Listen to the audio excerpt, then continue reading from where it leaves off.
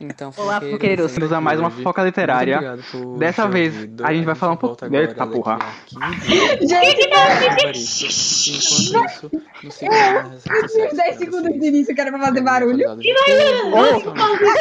Pra depois tirar o barulho. Parecer aquela língua de Harry Potter.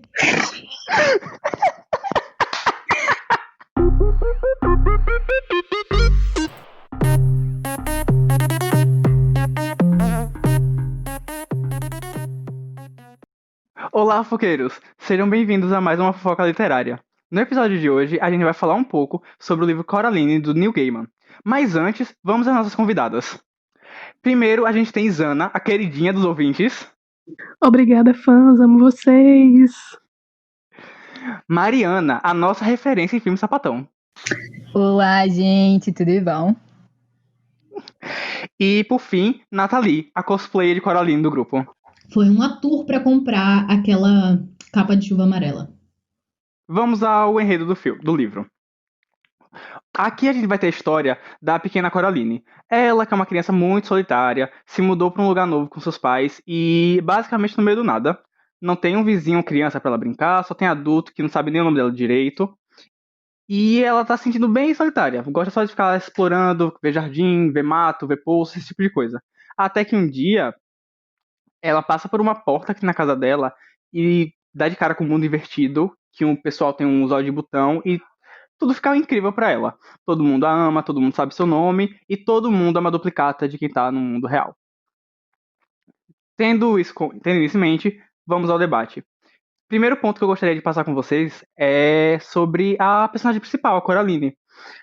O que vocês acharam dela? Ela que é muito aventureira, a própria Dora Aventureira, a menina.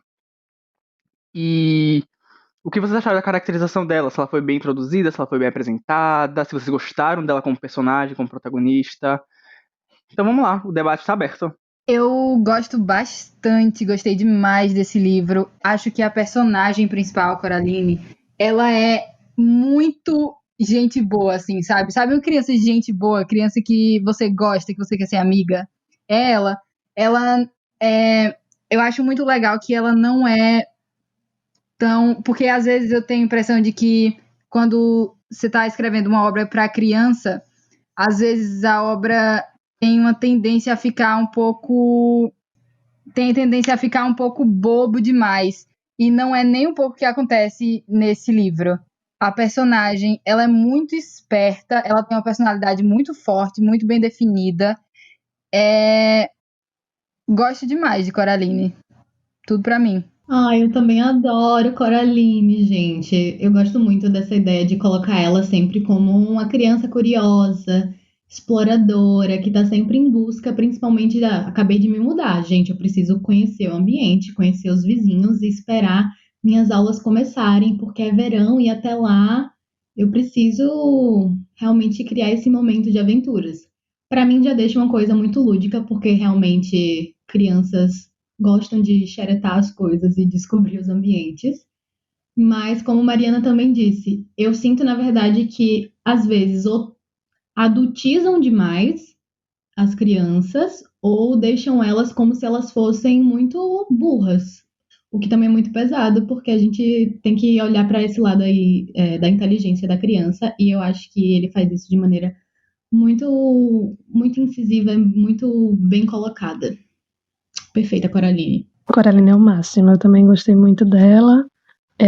Inclusive, gostei de como eles abordam a relação dela com os pais, que, queira ou não queira, é uma criança e os pais estão ocupados trabalhando, aquela vida adulta dia a dia sendo repetida, e eles precisam focar em trabalhar, mas... Gente, calma. Velha delícia te avisar pra não entrar aqui. Não. Porra, tu botar som. Agora já entra. Veio um pancão do nada. Agora entre. Giovana veio aqui, ó. Ai, gente, desculpa! Foi ótimo. Tudo bem. Obrigada, Giovana, por atrapalhar a minha fala. Mentira, foi tudo. Sorry. Retomando, a relação deles, no início, eu tive aquele choque porque me pareceu que eles afastavam muito ela. O que de fato acontecia, mas por motivos de força maior para os adultos, de certa forma, às vezes. Mas, ao desenrolar do livro, eu percebi que não era totalmente assim. Ela tinha uma relação com os pais de carinho, não era só aquela criança que os pais só querem enxotar. Vai fazer outra coisa. Mas eles também, eu senti essa preocupação do autor, principalmente quando contou aquela história do pai com ela, e mostrar que tem o carinho de pai e filha, não é só uma criança que está sendo obrigada a brincar porque não tem o que fazer em casa. E ao mesmo tempo também tinha, quando ela chegava para perguntar para os pais, mesmo eles trabalhando, eles davam também uma ocupaçãozinha para ela. Era assim, uma ocupaçãozinha meio que, por favor, tá atrapalhando aqui, mas ao mesmo tempo eles tentavam de alguma forma dizer, ei, vai contar isso aqui, ó. Quantas coisas azuis, quantas janelas, quantas portas. Mas ainda assim ocupava a mente dela, então, mesmo afastando, valeu aí. De certa forma, eles ainda pensavam no que fazer, porque normalmente quando o pai tá nem aí, o pai e a mãe tá nem aí, eles só gritam, brigam, sai daqui, você tá me atrapalhando, e etc. E eles não faziam isso. Eles buscavam entreter ela. Então eles ainda executavam o papel de pais, mas eles precisavam realmente que ela se mantivesse ocupada durante as férias para que eles continuassem o trabalho deles. Teve um momento disso, tipo assim, realmente, o pai vai contar quanta coisa azul tem, quanta janela tem, a mãe manda lá ver as vizinhas, mas teve um momento que a mãe falou uma coisa, foi até Mariana que me atentou isso, que a mãe só chega e fala, eu não me importo com o que você faça, só não faça uma bagunça. E, não sei, talvez seja um pouquinho pesado pra você falar pra criança. Tem. Mas eu acho que aí tem também a diferença entre o livro e o filme, que ambas as obras tentam mostrar isso, de como a criança não é levada a sério pelo adulto. Tudo que ela fala não tem tanta importância assim nas duas obras, mas eu acho que no livro isso é feito com delicadeza maior, porque a gente tanto entende a visão de Coraline, que ela é uma criança que tem muita energia, ela tá entediada, ela precisa fazer alguma coisa, e ela, como eu falei, ela é uma criança muito carismática, então ela não chega a ser chata quando ela fala que ela quer ir pra chuva, que ela quer desvendar os mistérios da casa nova, isso tudo a gente entende. E a gente também entende a visão dos pais. Eu acho que no filme isso se perdeu um pouco, porque no filme eu lembro de assistir, principalmente no início, no final meio que tudo se resolve, mas eu lembro que quando eu tava assistindo no início, eu achei que os pais eram excessivamente alheios a ela, a criança. Então, esse para mim é um ponto positivo pro livro, porque eu acho que no livro a gente entende melhor ambos os pontos de vista. Apesar de que sim, existe essa fala mais exagerada de eu não me importo o que você faça, que é uma coisa muito pesada para se dizer para uma criança, eu não me importo o que você vai fazer, contanto que você me deixe trabalhar. É muito pesado. Mas ainda assim a gente entende o lado do pai, no caso da mãe, né? Que tá cansada, que trabalhou o dia todo, que realmente precisa daquele tempo ainda para ela, enfim. No filme, eu diria que até a gente tem. A gente consegue entender que, tipo assim, os pais só estão trabalhando e eles não podem parar pra dar atenção. Mas no livro, né? No filme, pelo menos o que eu entendi foi que os pais estavam passando por algum momento financeiro. E eles precisam. Porque tem até o momento que o pai vai fazer a apresentação do trabalho dele e é uma coisa muito importante. Eles estão tensos, por isso que eles não estão dando atenção pra ela. Tanto até que a gente tem a mesma cena, que é a cena da luva, no livro e no filme. No livro, a mãe só não compra porque ela não quer. No filme, a mãe não compra, ela fica assim, depois a gente vê isso. Tanto é que quando o pai consegue o emprego, consegue ter a estabilidade financeira que eles estavam procurando, aparentemente, ela vai e compra. Então era mais como se, no livro, eles estavam ocupados porque estavam trabalhando. Aqui, no filme, eles estavam ocupados porque eles precisavam trabalhar para ter dinheiro, porque estava acabando. Eles estavam em uma necessidade, provavelmente. Talvez eu vá acabar entrando aqui um tópico também que poderia ser mais posterior, mas concordo com o Rodrigo disso, de realmente, porque pra mim realmente parece que é uma coisa mais temporária, então você engole porque não parece que eles são pais horríveis sempre, parece que é uma fase realmente pelo fato da mudança e readaptação e tudo mais, Não que no filme, né? Que parece sim que eles são um pouco mais rudes com relação ao livro, porque a gente não consegue entrar na mente deles e ver aquela visão que o narrador ele passa. Mas o que eu queria comentar são esses pequenos detalhes que me dão agonia, que para uma adaptação eu não sei se precisavam realmente ser necessários, tipo trocar a cor da luva, trocar a caracterização da personagem, porque a gente vê a Coraline sempre com aquela capa de chuva amarela e as galochas. E aí até no livro eles trocam as cores também, e eu ficava, gente, tinha realmente necessidade disso? Não sei, mas enfim. É porque no filme também eles criam toda uma estética. Eles criam uma capa amarela que é muito dela para que as pessoas possam fazer cosplay, as pessoas possam se fantasiar. E o livro, ele era famoso desde quando ele foi lançado. Então a expectativa era que o filme também fosse. E tentar fazer um filme cutizinho, bacana, stop motion, com capa amarela, é muito legal. Então as pessoas poderiam querer imitar. Então eu até entendo. Mas a da luva, eu realmente não vi motivo de mudarem. A luva também, a relação também com a porta, que veio na minha cabeça muito, inclusive Alice no País das Maravilhas. Não sei se pra você, porque no livro é uma porta realmente de madeira da casa, então parece uma coisa. Ah, aquela porta está ali porque ela era uma porta da casa, mas não, a outra é uma porta minúscula que está coberta com papel de parede, não é? Tipo, muito mais mágico também. Mas eu acho o filme uma obra-prima, de verdade. E stop motion, enfim, é trabalho do caralho. Aquilo é lindo! Que lindo! Essas escolhas estéticas eu super entendo, concordo com a Nathalie, acho lindo o stop motion, acho que no senso estético o filme é realmente muito, muito bom. Aquela passagem entre o mundo real e o segundo mundo é absurda de linda, é muito, muito, muito bonita. Então eu concordo com o Rodrigo quando ele fala sobre o senso estético que é necessário para uma adaptação. Só que existem outras... com relação à luva, também não sei muito bem o motivo, mas não acho que me incomodou tanto, porque o que me marca na luva, na cena da luva, é que eu acho que pra mim aquela cena é muito uma marca de personalidade da personagem principal, sabe?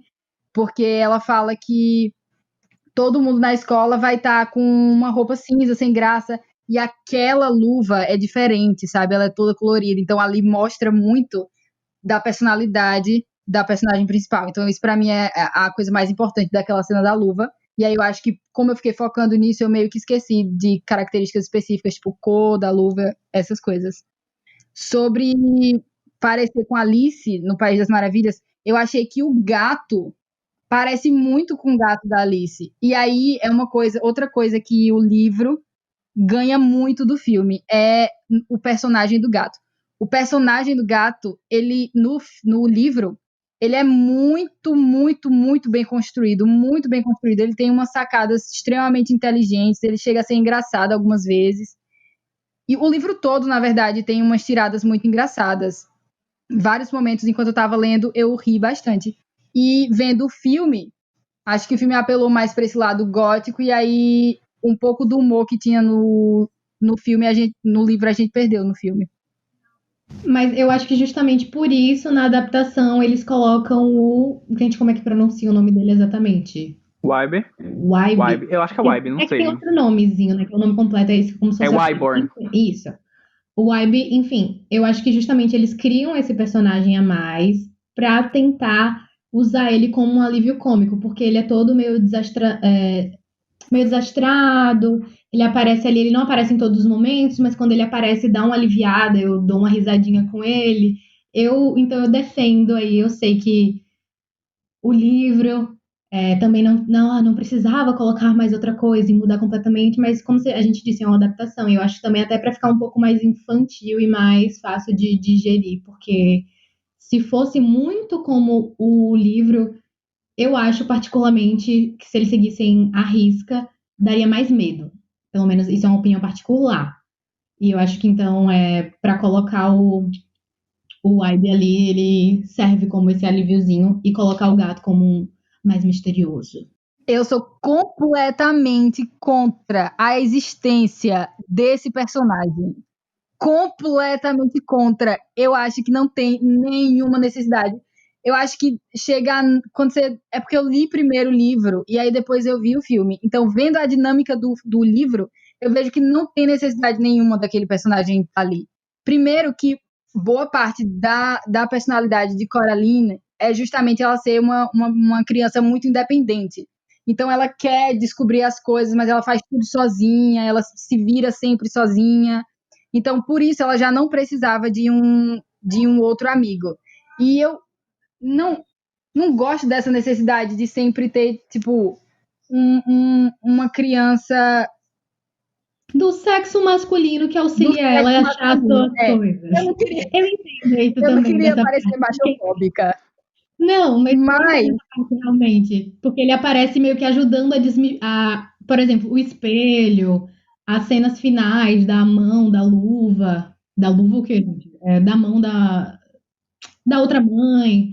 Enfim, parece muito que ele tá ali como um auxílio para que ela não conseguiria resolver algumas coisas sozinha. Mas eu não vejo assim, eu vejo realmente mais como uma amizade, mesmo de pessoas diferentes e tudo mais, para ficar uma coisa realmente mais infantil. sem falar que tudo começou justamente porque ela é uma criança sozinha no mundo adulto e ela tá entediada, porque ela não tem ninguém como ela para se divertir, no livro, pelo menos. Se existe uma outra criança, então ela não tem muito porque tá tão entediada assim. Ela pode só sair para brincar com a outra criança, sabe? Galera, aquele menino só faz hora extra ali. Ele faz nada. Ele não faz nada. Nada. Nada. Aí eu também achei desnecessário demais. Calma, gente. Central Isana de informações. Pam, pam, pam, pam, pam, pam, pam, pam, pam. Então vamos aos fatos. Rodrigo e Nathalie assistiram o filme quando eram crianças e leram o livro recentemente, o que é muito importante saber. Eu e Mariana, ao contrário deles, lemos o livro e assistimos o filme essa semana. Assistiu, né, Zana? Então, galera, eu tenho que informar, assim, que teve uma parte do filme que eu dormi mesmo, eu peguei no sono, não teve jeito. Então, obviamente, vocês já sabem que eu vou defender o livro, porque eu achei o filme um pouco chato, é isso. Eu acho que o livro. Como ousas! Eu acho que o livro foi muito mais empolgante. Eu conseguia enxergar. Tipo, eu acompanhava como se eu tivesse movimento, cores e emoção. E eu não consegui sentir emoção no filme. Mas o filme tem coisa mais colorida, mais bem feita, mais. Eu entendo que a sua imaginação pode ser melhor que isso. A minha não é, não, viu? Nesse caso, porque, O filme é muito fúnebre. amiga, se fosse igual ao livro, ia ser muito mais pesado, eu acho, muito mais fúnebre. Não, o livro na minha cabeça era um carnaval. Amiga, você leu outras coisas. Você não leu. Você leu HQ. Foi isso. Já entendi. Como é o nome? Velho, o livro, ele é muito preto e branco. Não tô dizendo preto e branco, dualidade de personagens. Eu tô dizendo preto e branco, ele é muito sombrio. Entendeu? Ele só vem ter um pouquinho mais de cor, mesmo assim é uma cor muito exacerbada, que até a Coraline acha estranho quando ela chega no outro mundo. Que ela tem um momento que ela chega no quarto, quarto dela, e ela fala que, tipo assim, é uma mistura de rosa com verde. É tipo assim, eu nunca dormiria aqui, mas é muito mais interessante do que na minha casa. Mas é o único momento, entendeu? De resto, Mas então, eu imaginava isso justamente assim. A casa dela mais ok, mais sombria, mas quando ela ia para outro mundo, eu imaginava aquela coisa bem Alice no País das Maravilhas. Uma coisa tipo, uou. E no filme eu senti fúnebre todo. Eu não senti uma diferença tão grande da passagem de um lugar para o outro. Para mim, só o caminho. Mas o resto eu não achei, não. Gente, o que Isana falou faz muito sentido, porque realmente, tanto Nathalie quanto o Rodrigo assistiram o filme quando eram criança, então tem muito da memória afetiva de vocês nesse filme. Então, isso obviamente tem um peso muito grande. Eu e Isana, a gente pôde analisar as coisas hoje, e como a gente leu agora mais, né, crescidinhas, aí a gente tem outra visão. Mas, realmente, é aquilo que eu falei, o senso estético do filme é perfeito, perfeito. O filme é muito, muito, muito bonito. Em termos de narrativa, o livro é muito melhor. Muito melhor. Uma coisa que eu acho que o filme ganha em termos de narrativa é sobre a explicação da pedra. que no filme faz muito mais sentido ela ter ganhado a pedra. E no livro ela apenas acha a pedra. Então isso aí eu concordo que o filme fez melhor. Mas fora isso, a narrativa do livro é muito melhor. Peraí, eu já vou rapidão. Só quero falar logo que sim, talvez eu vá ser nesse episódio do podcast a pessoa que vai responder tudo com muito afeto e muita emoção aqui, e serei levada pela memória afetiva. Inclusive, eu não reassisti o filme pós ter lido o livro, porque eu fiquei com muito medo de estragar tudo que tinha na minha cabeça. Então, já vou dar uns votos de validez aqui pro argumento das minhas colegas, mas de verdade, gente, me marcou muito, sabe? Coraline, pra mim, é assim, um filme da minha infância que não só me causou muito medo na época, como às vezes que eu reassistia, eu ia me vendo diferente naquele filme, entendendo outras coisas, como a relação de posse, de amor ali, realmente a relação dos pais, que inclusive no livro a gente vê essa explicação e você vê o debate dela falando sobre isso. Tipo, nossa, se você me ama muito estranho. Porque existem essa visão de amor aí como se fosse uma posse, eu te pertenço, eu preciso ter você e você faça tudo o que eu quero. E ela, gente, mas amor não é assim mesmo. Amor de verdade é o que eu acho que os meus pais querem oferecer pra mim. Quando falam aquilo, mas aqui você vai ter tudo o que você quer. Ela disse, qual seria a graça de ter tudo que eu quero na hora que eu quisesse? Qual é a graça da vida se você tiver tudo que você quer de mão dada? E isso é verdade, é um debate muito legal que tem no livro. Muito legal mesmo. Só que eu já vi uns pedacinhos disso ainda assim no filme, mas eu sei que óbvio que é um livro, então vai ser muito mais aprofundado. Mas mesmo assim, meu coração pesa e grita por Caroline, a bichinha. Por sinal, essa parte que ela fala que não tem graça, não é interessante você ter tudo quando você bem quer, foi uma parte que eu gostei muito do livro. E quando eu fui assistir o filme, eu não achei que isso foi muito bem explorado. Tanto é que tipo assim, isso é um diálogo que ela tem com o cara lá, que ela tem no filme em 50 segundos. Ela só fala, você não presta atenção porque tem um monte de rato passando na sua cara. E assim, também pra encerrar isso, eu realmente tenho uma memória afetiva muito grande com o filme. Porém, reassistindo depois de ler 2 vezes o livro, eu baixei um pouquinho da nota dele. Porque eu reconheço que ele tem muitas coisas que são cansativas. Por exemplo, ela ir e voltar, ir e voltar, ir e voltar o tempo todo. Eu fiquei de saco cheio em um momento. A personagem ser muito chata. Enquanto o livro ele foi mais direto.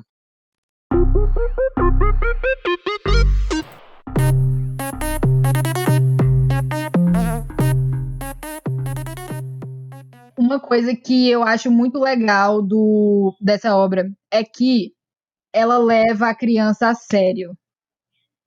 Na maioria das obras infantis que eu já li ou que eu assisti, por exemplo, 7 minutos depois da meia-noite, O Labirinto do Fauno, sempre no final a gente tem essa dúvida de será que aquilo realmente aconteceu ou será que foi alguma coisa que é só da cabeça da criança? Em Coraline, foi a coisa que eu notei logo quando terminou. Eu estava lendo e esperando pelo final do livro só para ver isso.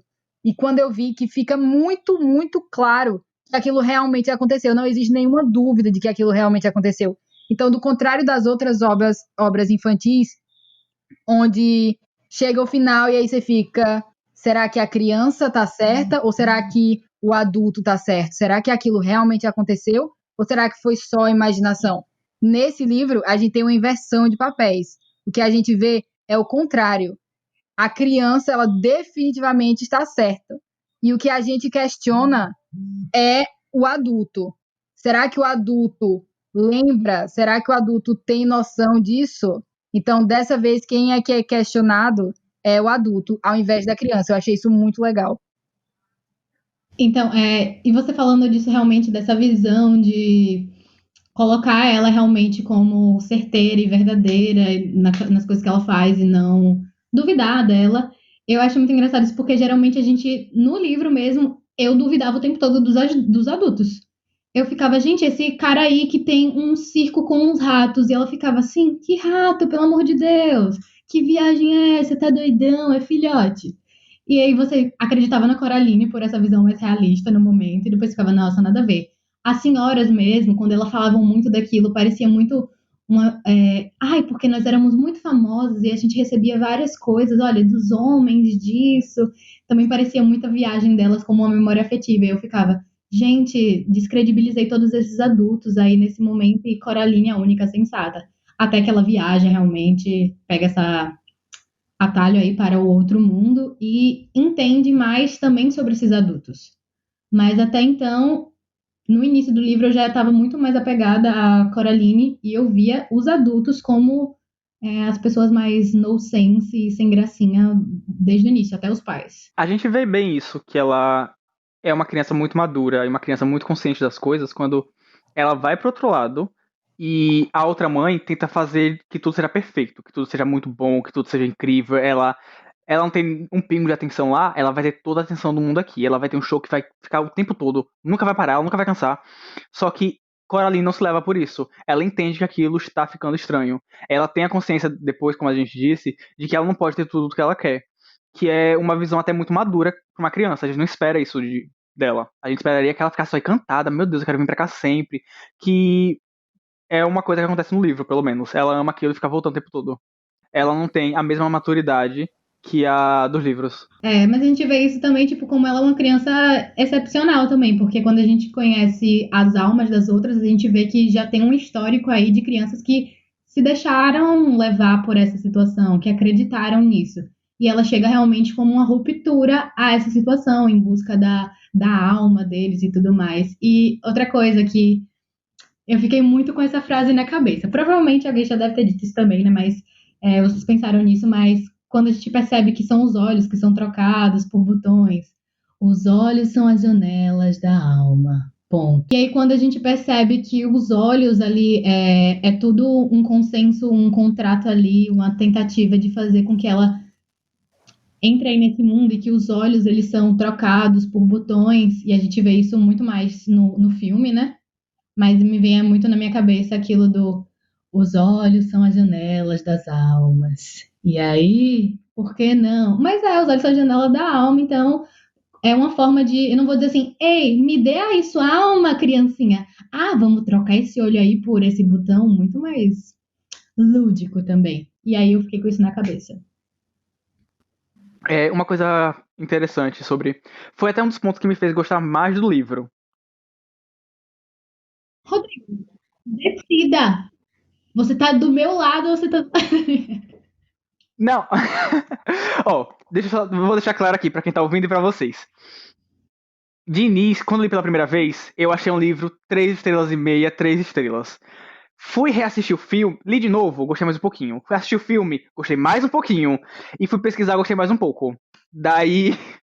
Assim, mas sim, deixa eu voltar, né? O Neil Gaiman, ele fez uma pesquisa real pra fazer esse livro aqui. Seja até no nome da personagem, como o da outra mãe. E momento historinha, pessoal. Estão preparadas? Ai, eu curiosidades.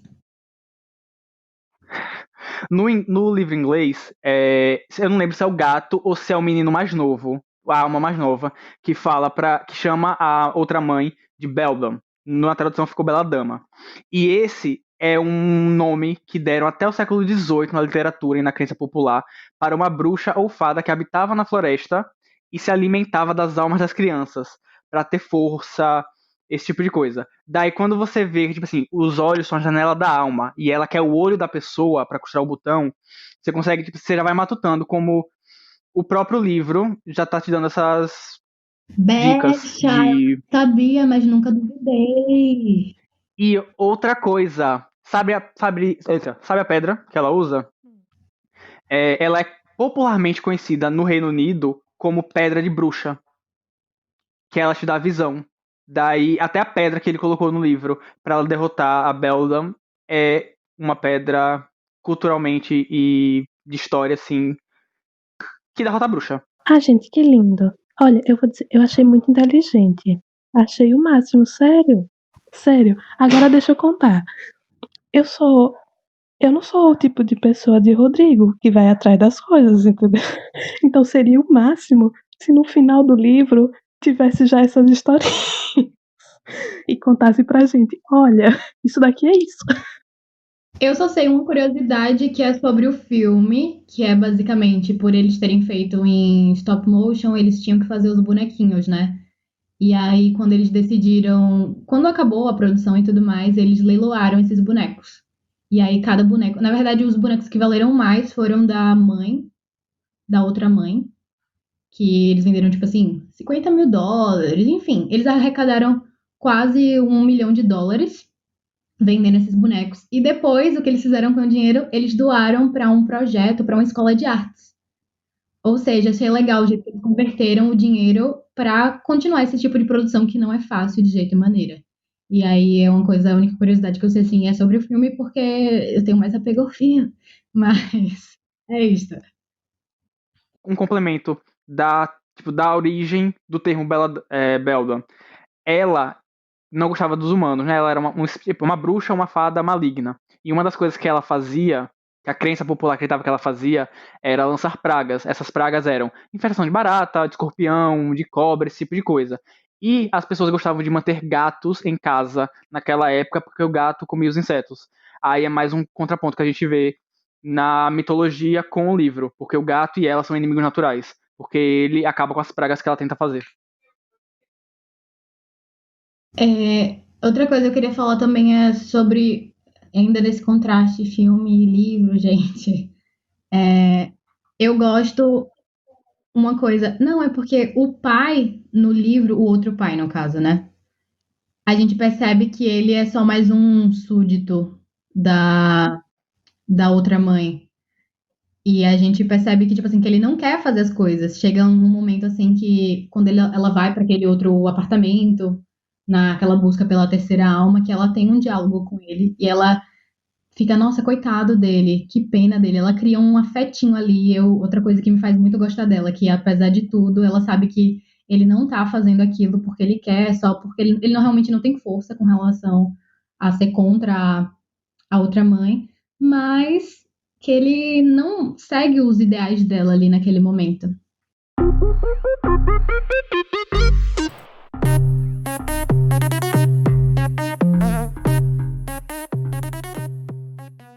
Mas, enfim. Ah, e também tem as teorias daquele poço, né? Do final.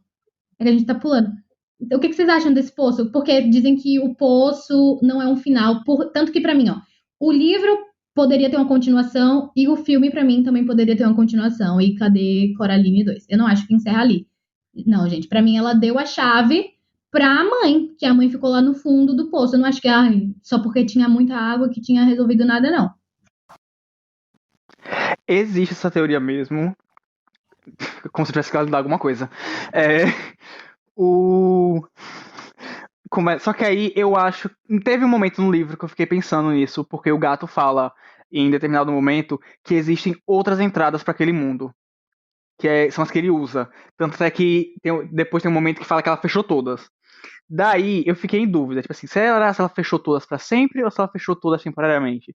Aí eu lembrei da teoria do poço e pensei, não, porque realmente, quem é que foi fazer um poço no meio de nada? Não tem um resquício de construção ali perto, nem nada.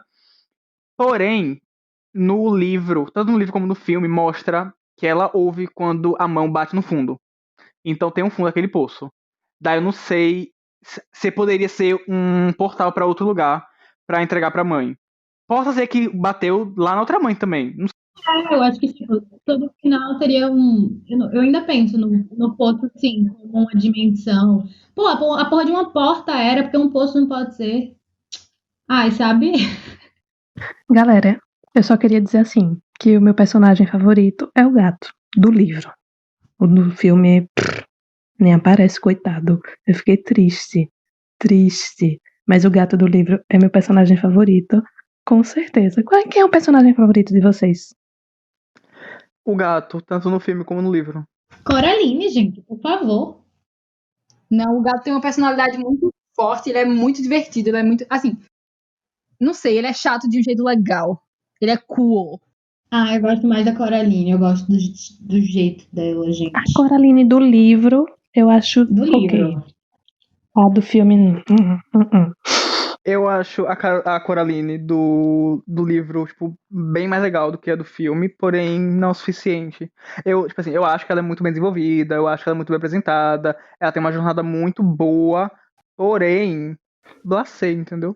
Ai, não Não é acho. porque ela tem uma personalidade definida e bem construída que é uma personalidade interessante.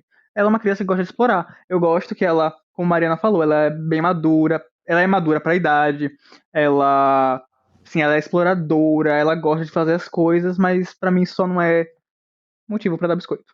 Ah, eu gosto dela, tipo, pra mim, ela é uma personagem que eu, tipo, eu gosto mais dela que o gato. Eu amo ela, assim, no livro eu amo a personagem principal, acho ela muito, muito massa, como eu falei no início. Mas o gato é tudo, não sei.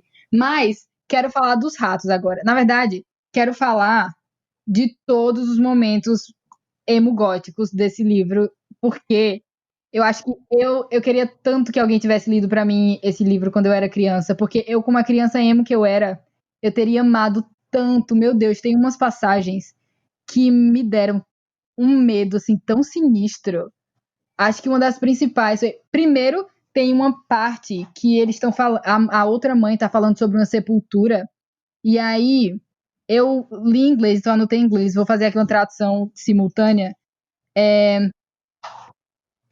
Coraline pergunta para outra mãe se a mãe dela tem uma sepultura. E aí a outra mãe responde: "Ah, sim, eu coloquei lá eu mesma, eu coloquei ela lá eu mesma". E quando eu descobri que ela estava tentando sair, eu coloquei ela lá de novo. Olha essa imagem de tipo, ela fala que ela colocou a mãe dela na sepultura, e aí você pensa, tá, ok, ela enterrou a própria mãe, até aí já é um pouco estranho, mas tudo bem. E aí depois ela fala: quando eu percebi que ela estava tentando sair da sepultura, eu coloquei ela lá de novo, eu mesma. Eu não sei como que ficou isso na tradução, mas muito, muito, muito. Foi um negócio que me deu muito medo quando eu estava lendo. E a música dos ratos, outra coisa que me deu muito medo também. Muito, meu Deus. Muito boa a música, sabe? É um medo bom que você fica, meu Deus, muito bem escrito. Mas ao mesmo tempo, assim, deu muito medo. Eu não gostei da tradução da música dos ratos, que eles ficam cantarolando. Eu achei muito feia, porque não fica parecendo. Não tem uma melodia certinha, só eles trocam tudo pra tombo, bobo. Vocês têm que ver depois, assim. Eu achei bem. Acho que estraga um pouco a experiência. No inglês, tipo, tem melodia, é bem ritmadozinho. Lá eles também tentaram botar uma melodia, só que óbvio que não fica a mesma palavra, sabe? Pra encaixar certinho. Aí não fica tão bom, não. E isso também que Mariana falou da sepultura, que ela fala que enterrou a própria mãe. É outra teoria que as pessoas dizem logo que isso só prova que a outra mãe, ela era uma pessoa de verdade. Que ela tinha mãe, ela tinha tudo.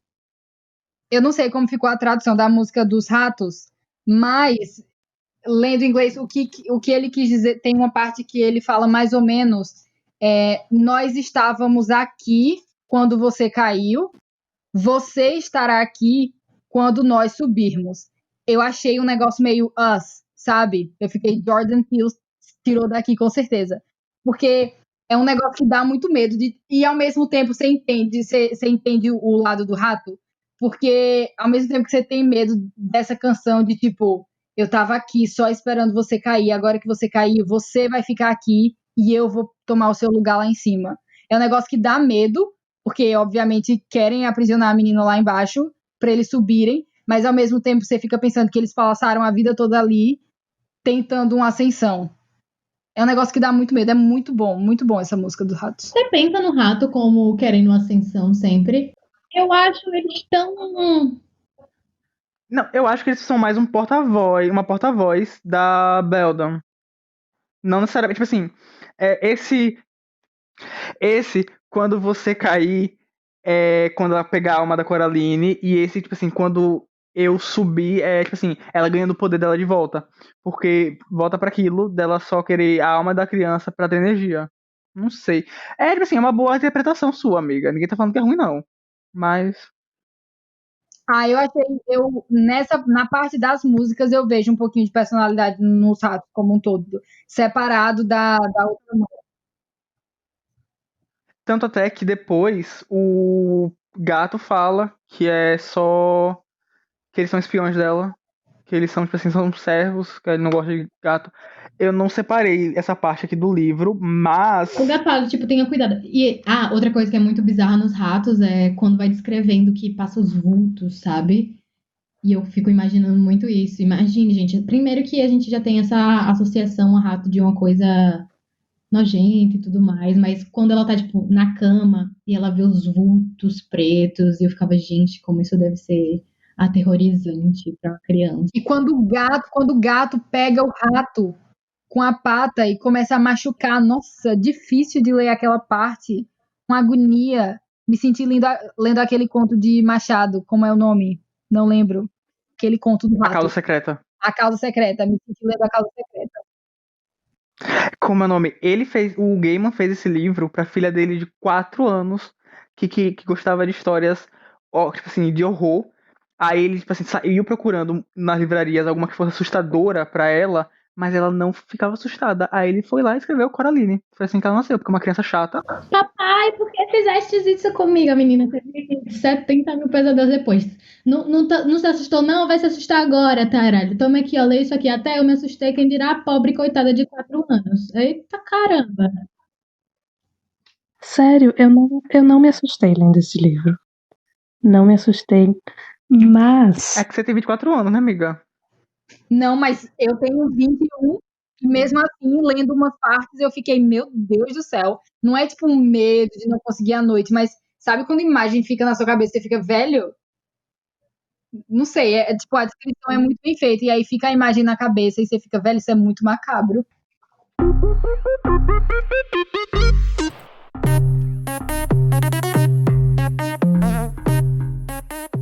Então, fofoqueiros, a gente fica por aqui hoje. Muito obrigado por nos ter ouvido. A gente volta agora daqui a 15 dias com o conto de Conceição Evaristo. E enquanto isso, nos sigam lá nas redes sociais para vocês ficarem atualizados de tudo e principalmente quando sair episódio novo. Ok? Beijo!